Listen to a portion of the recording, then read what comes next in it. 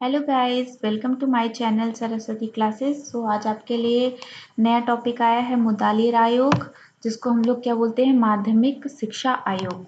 ये आयोग इसलिए इम्पोर्टेंट है बिकॉज माध्यमिक शिक्षा से रिलेटेड इंडिपेंडेंस के बाद बना हुआ ये पहला आयोग है। तो आप लोगों को ये जानना पहले ज़रूरी है कि इस आयोग का कॉन्सेप्ट क्यों आया, किसने दिया। तो चलिए इसके इंट्रोडक्शन पे जाते हैं और जानते हैं कि कहाँ से इसका कॉन्सेप्ट आया। ठीक है, तो पहली बात तो माध्यमिक शिक्षा में सुधार की ज़रूरत है, ये बात किसने कही। हमें पता है कि जब इंडिपेंडेंट हुआ हमारा देश, तो सबसे पहले उच्च शिक्षा में सुधार के लिए आयोग बनाया गया, वो था राधा कृष्ण कमीशन। और इसके बारे में हम लोग प्रीवियस वीडियो में पढ़ चुके हैं, आप लोग चाहे तो चैनल पर जाके देख सकते हैं।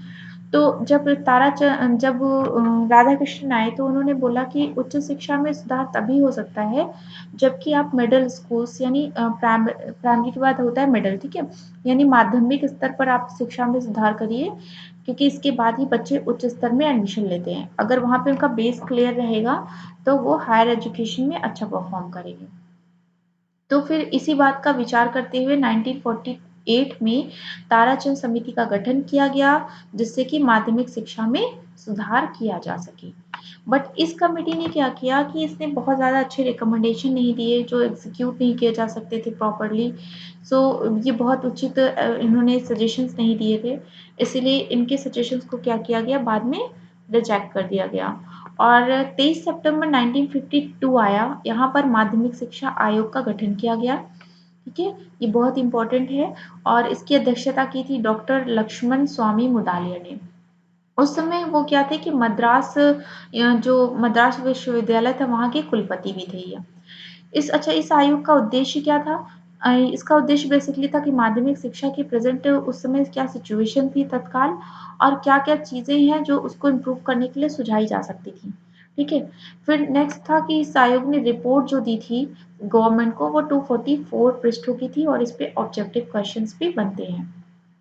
ठीक, नेक्स्ट है प्रश्नावली और साक्षात्कार के आधार पर ये रिपोर्ट तैयार की गई थी, यानी कुछ क्वेश्चंस तैयार किए गए जो अलग-अलग यूनिवर्सिटीज़, कॉलेज सबको भेजे गए, वहाँ के प्रिंसिपल्स वगैरह से सजेशंस मांगे गए, उनके क्वेश्चंस के आंसर मांगे गए। फिर उसके बाद पर्सनली जाकर के भी कॉलेज वगैरह का निरीक्षण किया गया, फिर तब जाकर के ये रिपोर्ट प्रिपेयर करी इन्होंने।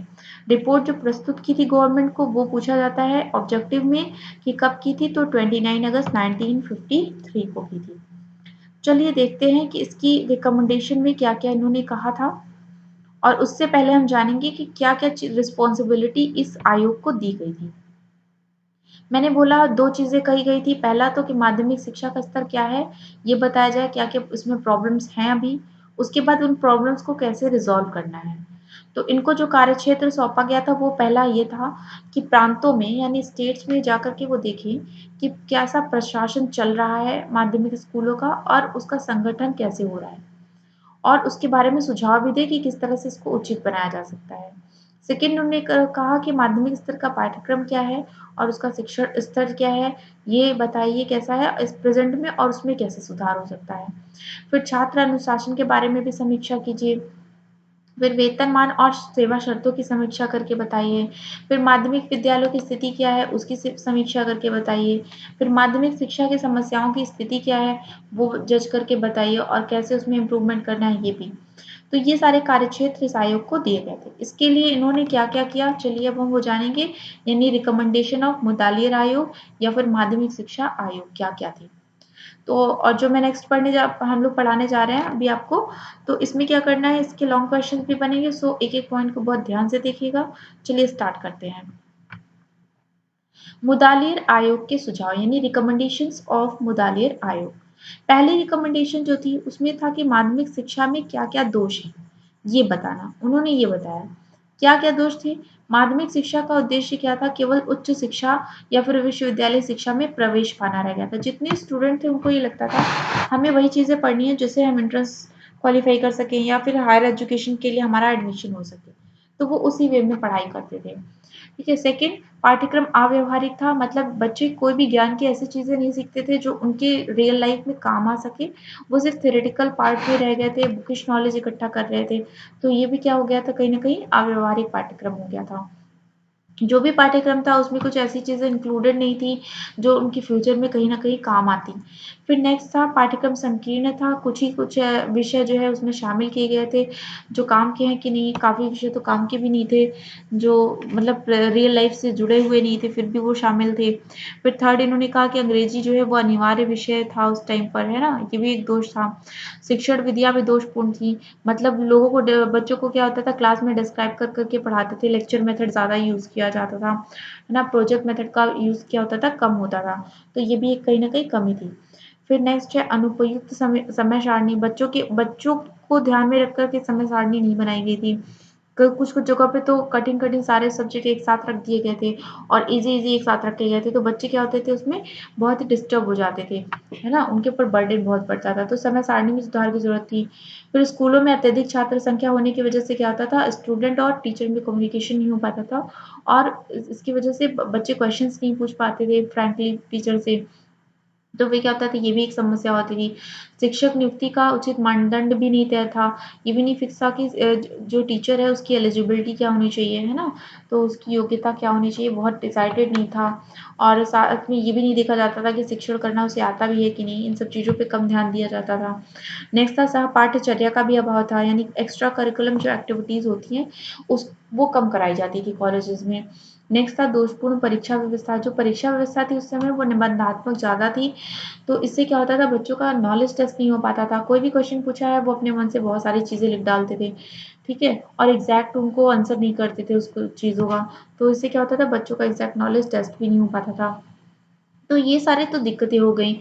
अब इन्होंने मुदालिर आयोग ने इन सारे प्रॉब्लम्स को सॉर्ट आउट करने के लिए क्या किया कि कुछ सजेशंस दिए। तो चलिए अब हम जानते हैं क्या सजेशन इन्होंने दिए थे, है ना?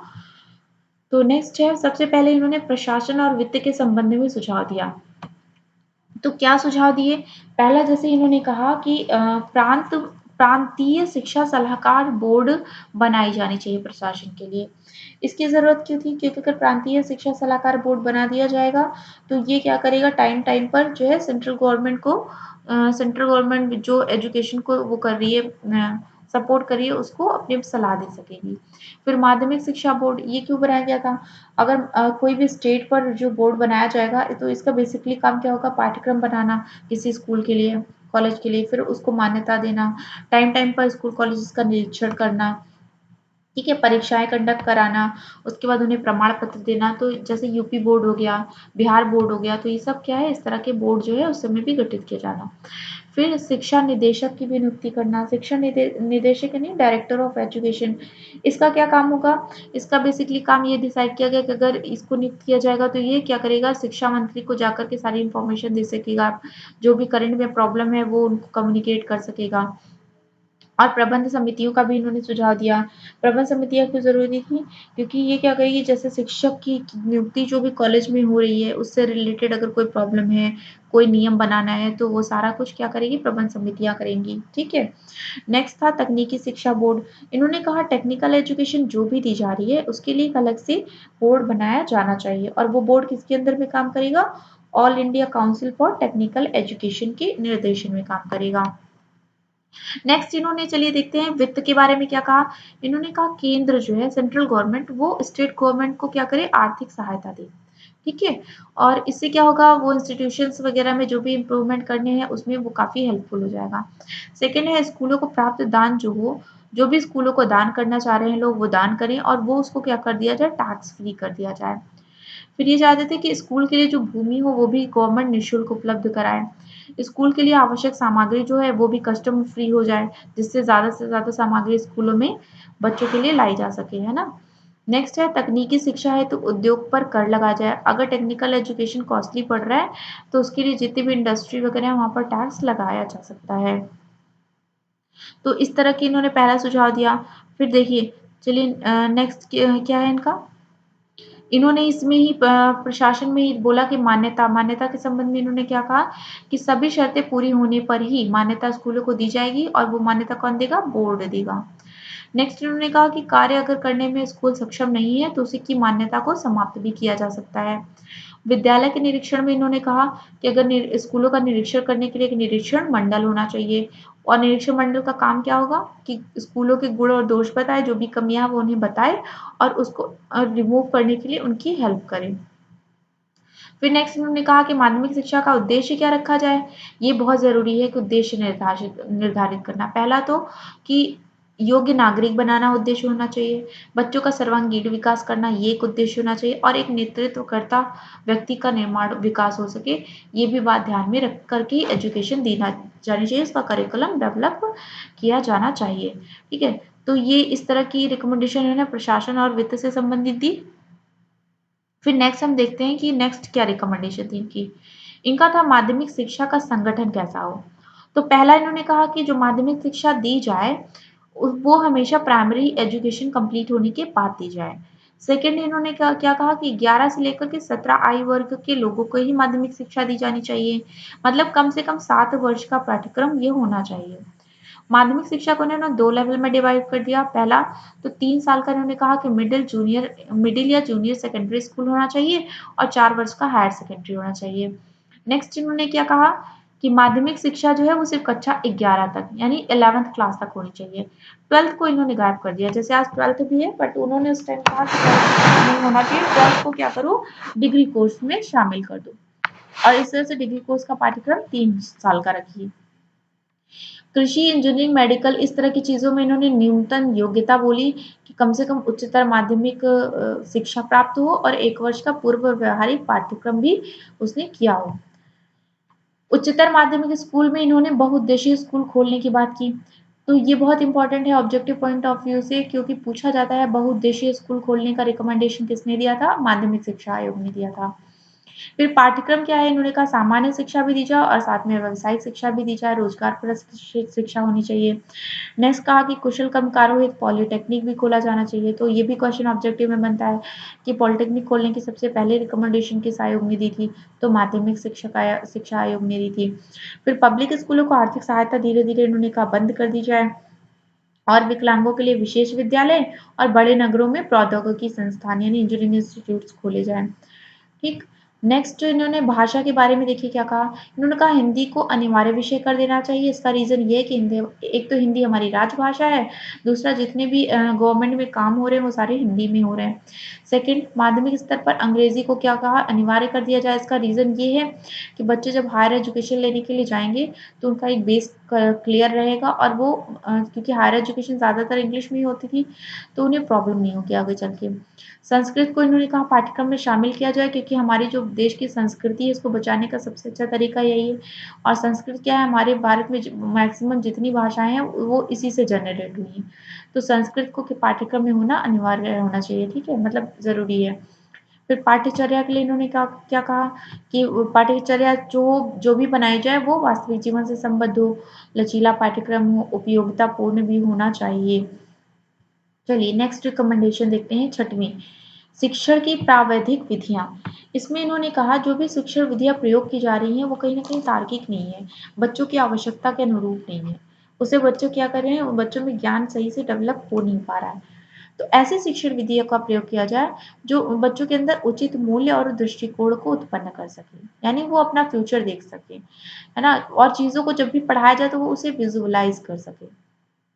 ठीक है, सेकंड इन्होंने कहा कि क्रिया विधि और प्रयोजना विधि का स्थान देना चाहिए, योजना विधि का, यानी एक्टिविटी बेस्ड चीज़ें उन्हें सिखाई जाएँ, प्रैक्टिकल्स सिखाया जाए, ठीक है? तो इस बेस पे उनको पढ़ाई किया जाए, ना कि डिस्क्रिप्टिव मेथड से। फिर उन्होंने कहा स्वाध्याय को भी प्रोत्साहन मिले, इसके लिए लाइब्रेरी वगैरह खोल दिया जाए ताकि बच्चे वहाँ जाकर के सेल्फ स्टडी कर सकें। छात्रों को सहयोगी कार्य में संलग्न किया जाए, इससे क्या होगा उनके अंदर सामाजिकता डेवलप हो जाएगी। फिर पाठ्य पुस्तकों के बारे में देखिए इन्होंने क्या कहा, इन्होंने कहा कि इसके निर्धारण हेतु एक समिति का गठन किया जाए जो ये देख सके कि आज की आवश्यकता क्या है और उसी के अनुरूप पाठ्य पुस्तकें निर्मित कर सके। फिर पाठ्य पुस्तकों का जो है वो उन्होंने कहा कि जो बार बार परिवर्तन होता है उसमें वो नहीं होना चाहिए, इससे क्या होता है बच्चों में बहुत डाइवर्जन होता है, कंफ्यूजन होता है, सो उसे एक टाइम के बाद ही उसमें चेंज किया जाना चाहिए, वो भी रिक्वायरमेंट के अकॉर्डिंग। फिर धार्मिक शिक्षा के बारे में इन्होंने क्या कहा, इन्होंने कहा स्कूलों में धार्मिक शिक्षा दी तो जा सकती है लेकिन इसके लिए बच्चों को विवश नहीं किया जा सकता और साथ ही साथ ये भी कहा कि अभिभावकों से इसकी सहमति लेकर के धार्मिक शिक्षा दी जाए। ठीक है, तो धार्मिक शिक्षा पे कोई बहुत ज़्यादा पाबंदी नहीं है, लेकिन वो क्या है, सबकी सर्वसम्मति से होनी चाहिए। नेक्स्ट उन्होंने क्या कहा कि चरित्र निर्माण। उन्होंने ये कहा कि स्टूडेंट का अगर चरित्र निर्माण नहीं हो पाता है किसी एजुकेशन से, तो वो एजुकेशन निरर्थक होती है। तो विभिन्न क्रियाओं के द्वारा उनका चरित्र निर्माण किया जाए, जैसे योग की शिक्षा दी जाए, है ना, और बहुत सारे जितने भी महान लोग हैं उनके चरित्र के बारे में बताया जाए, उनकी जीवनियाँ वगैरह उनसे उन्हें पढ़ाई जाए। नेक्स्ट उन्होंने कहा कि अगर जो 17 साल से कम के बच्चे हैं, इन्हें कोशिश करके राजनीति से दूर रखा जाए, क्योंकि अगर ये पर राजनीति में ये इन्वॉल्व हो जाते हैं तो ये स्टडी कंटिन्यू नहीं कर पाते। फिर इन्होंने स्त्री एजुकेशन के बारे में देखिए क्या कहा, जो मैंने बोला था राधा कृष्ण कमीशन था, वो तो बड़े संकुचित विचारधारा के थे। वो बोलते थे एक सुगृहिणी तैयार करना है, ठीक है, सुमाता तैयार करना है, इसलिए उनको गृह से रिलेटेड सारी चीज़ें सिखानी है, ठीक है। उनको एक गृह विज्ञान हो गया, गृह अर्थशास्त्र हो गया, ये सब सिखाना है। किसने बोला था? राधा कृष्ण कमीशन ने। बट यहाँ पे मुदालिर आयोग थोड़ा-सा इसके भी बारे में ब्रॉड सोचते थे। उन्होंने कहा नहीं, बालकों के समान ही शिक्षा दी जानी चाहिए और स्कूलों में गृह विज्ञान की जो शिक्षा है वो उसकी व्यवस्था भी होनी चाहिए। फिर शिक्षक के संबंध में इन्होंने क्या सुझाव दिया? इन्होंने कहा कि शिक्षक एक अच्छा शिक्षक तभी बन सकता है जो वो प्रशिक्षित हो पहले से। तो उसके लिए शिक्षक प्रशिक्षण विद्यालय, जिसको आज हम बीएड कहते हैं, वो खोला जाना चाहिए, जिसमें योग्यता अनुसार प्रवेश होना चाहिए। सेकंड इन्होंने कहा जो भी प्रशिक्षार्थी है यानी बीएड स्टूडेंट है, उससे शुल्क ना लिया जाए। थर्ड एमएड के बारे में कहा कि एमएड प्रवेश जो है उसके लिए इन्होंने योग्यता रखी, बीएड पास होना चाहिए और 3 वर्ष का टीचिंग अनुभव होना चाहिए। नेक्स्ट इन्होंने उसके टीचर्स के वेतनमान के बारे में बोला। इन्होंने कहा अगर समान योग्यता है और वो सामान्य कार्य कर रहे हैं तो वेतन क्या होना चाहिए? समान होना चाहिए। जबकि हायर एजुकेशन में उन्होंने रिकमेंडेशन क्या दी थी राधाकृष्णन ने, कि उन्होंने टीचर्स की कैटेगरी डिवाइड की थी, जैसे रीडर हो गया, ठीक है, और प्रोफेसर हो गए, तो इन सब की सैलरी अलग-अलग होती थी। यहाँ पे ऐसा नहीं था। फिर विद्यालय के संबंध में सुझाव। इन्होंने कहा जो छात्र संख्या है वो 500 से लगभग 750 अधिकतम होनी चाहिए, क्योंकि अगर ज़्यादा स्टूडेंट्स होंगे और टीचर उसके कंपैरिजन में कम होंगे तो क्या होगा, टीचर और स्टूडेंट के बीच में संवाद कम होगा। संवाद की कमी की वजह से जो है नॉलेज वो भी एक दूसरे में एक्सचेंज नहीं हो पाएगा, है ना, और क्या होगा, बच्चे ज्ञान से कहीं न कहीं वंचित रह जाएँगे। इन्होंने कार्य दिवस के बारे में बोला कि 200 दिन का कार्य दिवस होना चाहिए। ग्रीष्मावकाश जो स्कूलों में हो वो कम से कम 2 महीने का हो। फिर कुल अवकाश के बारे में उन्होंने कहा 160 दिन से अधिक, यहाँ अधिक कर लीजिएगा, अधिक नहीं होना चाहिए। नेक्स्ट इन्होंने परीक्षा और मूल्यांकन के बारे में देखिए क्या कहा। इन्होंने कहा कि जो एक्सटर्नल एग्ज़ाम्स होते हैं वो कम से कम कराया जाए बच्चों के।